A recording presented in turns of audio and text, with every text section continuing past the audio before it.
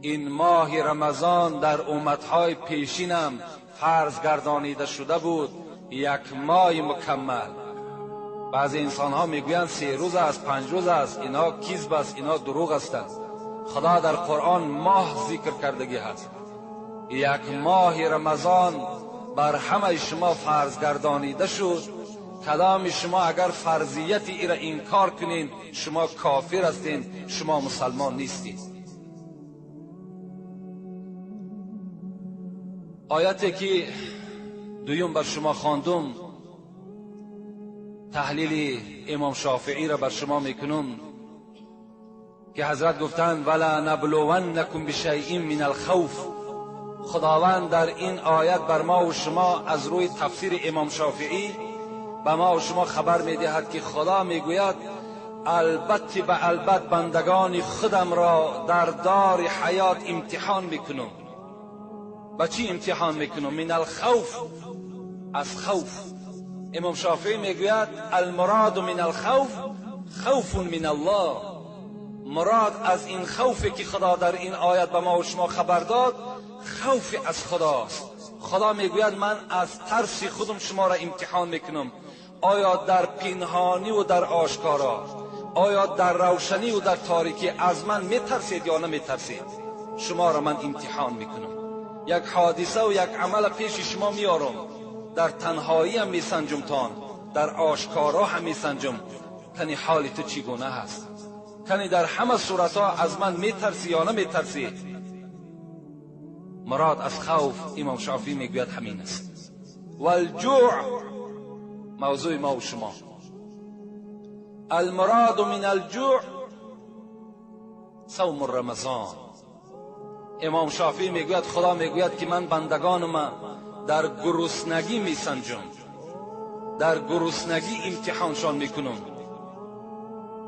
امام شافعی گفتند که این مراد از گرسنگی خداوند ماه مبارک رمضان در نظر دارد که آیا من یک ماه مبارک که عبارت از گرسنگی و تشنگی هست بالای بنده ها میارم، آیا طاقت دارن یا ندارن؟ آیا احترام ماه مبارک میکنن یا نمیکنن؟ آیا در امر خدای خود سر میفرارن یا نمیفرارن؟ در این من بندگان خدا امتحان میکنم. از این خاطر است که شاعر گفتند در محبت هر که او دعوا کند، کسی میگوید من محب خدا هستم، من محب پیغمبری خدا هستم، 100 هزاران امتحان بر وی کند. خدا در این 50 ساله و 60 ساله حیات شما 100 هزار امتحان بالای شما میاره. گر بود صادق کشد باری جفا. اگر دعواش حقانی باشد، در اصل محب خدا، محب پیغمبری خدا باشد، تمام این مصیبت، تمام این سنجش‌ها را در گردن خود میبردارد و شکر میکند. گر بود کاذب گریزد از بلا. لیکن اگر دروغگو باشد، دعواش دعوای دروغ باشد، اینا در حال خودشان را خواه در حالت رمضان باشد، خواه در حالت خوف از خدا باشد، خواه در حالت یگان ضرر بر زراعتش باشد، خواه در حالتی که مصیبت بر خانش می آید، البته خودش را نشان می دهد.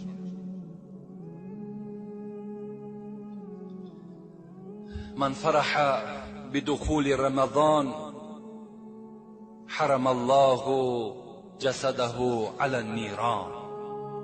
پیغمبر خدا گفتند کدام انسانی که اگر در ماه مبارک رمضان خرسند می شود، ماه رمضان آمد خرسندی می کند که ماه رمضان و داخلش خرسند می شود، حرم الله جسده علی النیران. پیغمبر خدا گفت خداوند میگوید که من جسد او را نمیگذارم که در آتش دوزخ بسوزد، من نمیگذارم که در عذاب من دوچار شود. شخصی که با داخل شدن ماه مبارک رمضان چکار میکند؟ خرسند میشود، غمگین نمیشود، خرسند میشود. برای چی؟ برای چی؟ صاحب کتاب میگوید هر وقتایی که ماه رمضان فرا میرسد کشاده میشود. روز اول صاح العرش و الکرسی و الطیور فی الهوا السمك فی الماء، الشمس والقمر والنجوم ما دونهم یقولون.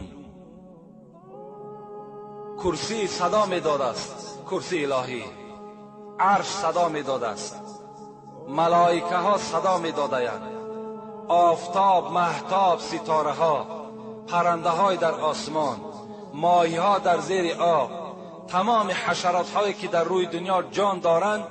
صاحب کتاب درة الناصحین میگوید همه اینها صاح، فریاد میزنند. چی میگویند؟ میگویند طوبی لامت محمد صلی الله علیه و سلم بما عندهم عند الله من الکرامه. خوش به حال امت محمد صلی الله علیه و سلم با آن چیزی که در نزد خدا از برای اونها هست در این ماه مبارک رمضان. یعنی آن ثواب و آن اجرهایی که در این ماه مبارک رمضان است، اونها با خبر هستند، اونها میدانند. خوش به حال امت محمد که بر این ماه مبارک رسیدند. حدیث قدسی است که خداوند میگوید کل عمل ابن آدم له الا صوم فانه لی و انا اجزی به. چی میگوید؟ پیغمبر خدا میگوید، خداوند میگوید که همه عمل فرزند آدم از برای خودی وی است مگر روزه. روزه از من است، زیرا که بنده از خاطر من نه طعام میخورد، نه شراب بنوشد، نه همراه زنش خانه‌داری میکند، همه از برای من است. از این خاطر جزا و مکافات آدم روزه‌دار من خود میدهم. خداوند خود وعده کرده است. لأن الحسنات مجتمعة و طاعت مقبولة و دعوات مستجابة و الذنوب مغفورة و الجنة مشتاقة لهم. صاحب کتاب میگوید زیرا اینکه در ماه مبارک رمضان نیکی های شما 1/700 ضرب کرده می شود. تمام طاعتی که شما نیم کاله هم که انجامش میتین خداوند اون قبول می سازد. دعایی که شما به سوی خدا میبردارین، دست هاتون طلب بکنین، خدا قبولش میکند.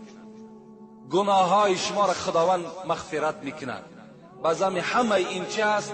جنت مشتاق آدم روزدار است که آدم روزدار در داخل خودش جنت به اذن الهی جای میکند. اذا جاء رمضان فتحت ابواب الجنه و غلقت ابواب النار و صفدت الشیاطین. پیغمبر میگوید وقتی رمضان آمد درهای جنت باز کرده می شوند، درهای آتش دوزخ بسته می شوند و شیطان ها در تمام روی دنیا بسته می شوند. در این یک ماه تمام مردم مسلمان از شیطان ایمن هستند. اگر کدام از ما و شما را خداوند نصیب کرده باشد در این ماه سفر ما و شما را به سوی آخرت، از روی وعده پیغمبر خدا درهای جنت برای ما و شما باز کردگی هست. ما و شما راستن به چی میریم؟ وارد جنت میشیم. از عذاب خدا به حرمت این ماه مبارک ما و شما ایمن میمونیم. انشاءالله در باب این فضیلت های ماه رمضان با شما صحبت ها میکنیم.